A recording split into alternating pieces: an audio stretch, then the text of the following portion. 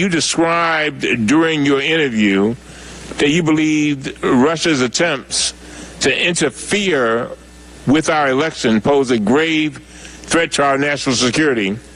You stated, and I quote, "I cannot think of a more grave allegation of the counterintelligence division, or let alone the nation, than that a hostile foreign power was seeking to clandestinely influence our presidential election." You remember saying that? I do. Why is the interference by a hostile foreign power in our presidential election such a monumental threat to our nation?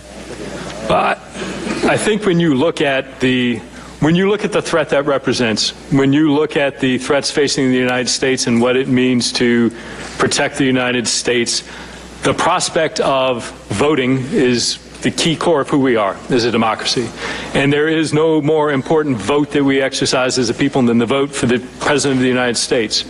So when I look at the span of threats that I was responsible for, that the Counterintelligence Division was responsible for, and the FBI, the prospect of a hostile foreign power interfering and influencing the election for the President of the United States of America, I can think of few more severe or consequential threats facing our nation than that one. And just two more questions. What could be the potential impact of a hostile foreign power successfully interfering with our presidential election? Well, I think it's multifold. I think there is certainly, from a broad perspective, it draws into question the effectiveness and the credibility of our electoral system. It places into question the motivations and the actions of those people, either who are elected or who were brought in as staff to staff that campaign and eventually administration. I think it draws into question whether or not the actions of the elected party and group of governing folks are acting ultimately in the interest of the United States, or whether or not there's the potential that those interests have been compromised in favor of that foreign power. And finally, how is that threat made worse if the presidential campaign colluded or worked with the hostile foreign power? I think that would be the worst realization of that potential threat. I think you would indicate the FBI, some of that's a hypothetical. I think the FBI would approach that from the perspective that if there were people within the campaign who are colluding or working with the government of Russia, that there is very little that would be of more importance to the FBI, or actually the expectation of the American people that we get to the bottom of it. The American people, I think, expect that. Frankly, any presidential candidate who might have that going on in their campaign, I think, would want to know about that and have the FBI get to the bottom of it. But any actual collusion or cooperation would be amongst the gravest threats to our democracy. Chairman, are you back? Chair, thanks, gentleman. Recognize himself. Mr. Strzok, I want to follow up on a couple of the questions Chairman Gowdy asked. Your texts and emails make it appear you'd come to a conclusion on the Clinton case long before you had interviewed many witnesses, including Clinton herself. You also appear to have been pining for the impeachment of President Trump at the very beginnings of the Russia case. Does the FBI normally make such decisions on whether to recommend prosecution or exoneration so far ahead of all the facts coming to light? Typically, sir, DOJ makes prosecution decisions in cases. Do they normally make such decisions and whether to recommend prosecution far ahead of the facts coming to light?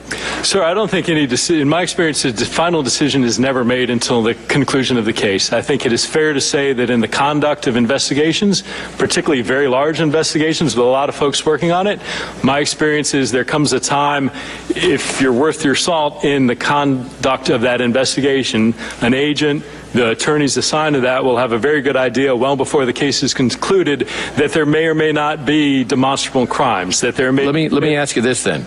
How many other cases on which you have worked do you recall opining on the disposition of the case months ahead of interviewing multiple witnesses? I remember quite a few cases where I or agents would discuss the prospects of the outcome of the case with prosecutors as the case was going on, from the beginning of the case, talking about what crimes may or may not be relevant, as as the case proceeded to identify which elements may or may not be strong or demonstrable, as well as towards the end when we were trying to shore up evidence that may or may not be there. But and let me ask you this about that. In regard to those cases, was it normal behavior on your part to chat with colleagues in the manner you did on the Russia case about how much you despise the very person you're investigating, or complimenting the person you're investigating in the Clinton case? Is that typical? Sir, I would draw a distinction between commenting on case-related matters versus discussion of personal belief. I think those are very different matters than saying this person as a witness was not credible, or this person as a target or a subject did or didn't do something. That is a very different matter. So you could completely separate out what your personal opinion is from what you discussed with others in investigations. I am telling you, sir, I separated out my personal belief from any. But you did not do that with regard to Attorney Page, who was also involved in these investigations. Sir, I disagree with that. I separated out my personal beliefs from any action I took officially as an FBI agent every day. Do you recognize how your vitriol against President Trump makes it appear you could never approach the case in a fair-minded manner? Sir, of course I appreciate that. I understand. So let's discuss a text that hits home for me. On August 26, 2016, you texted Ms. Page, quote, "Just went to a Southern Virginia Walmart. I could smell the Trump support."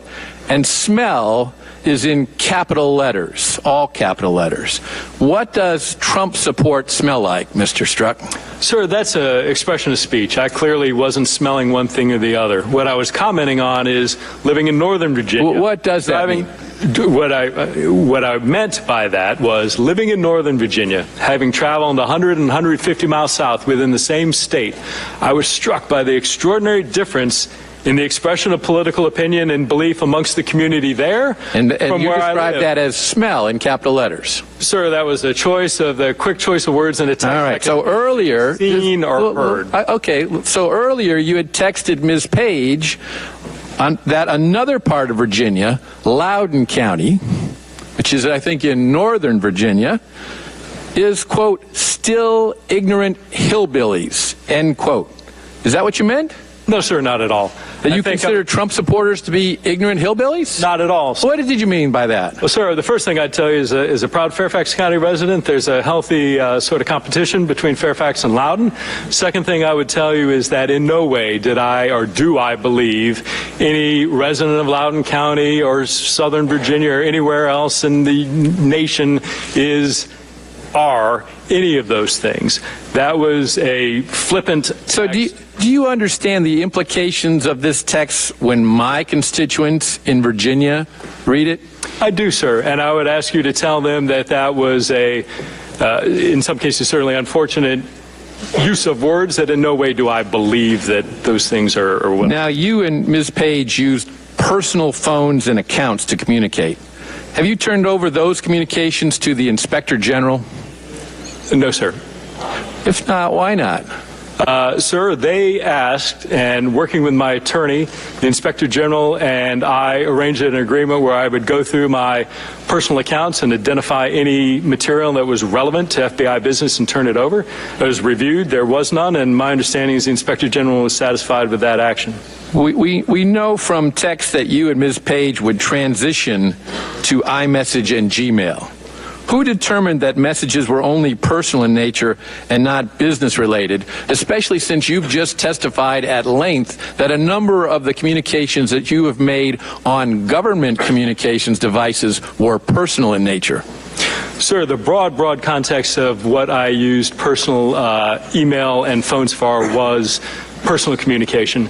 For those things that were work-related, almost universally that material was translated into FBI systems. Certainly if it was anything that was a record or would constitute needing to be there, it was provided, but I made that decision. So let me ask you this. When did Attorney General Lynch know that charges would not be brought against former Secretary of State Clinton? I can't answer that question, sir. That's something you'd have to ask her. Do you know whether it was prior to Lynch's announcement that she would defer to career prosecutors and Director Comey on whether to prosecute Sir, I don't know. Clinton. Why would Lisa Page text that Lynch's decision was a, quote, real profile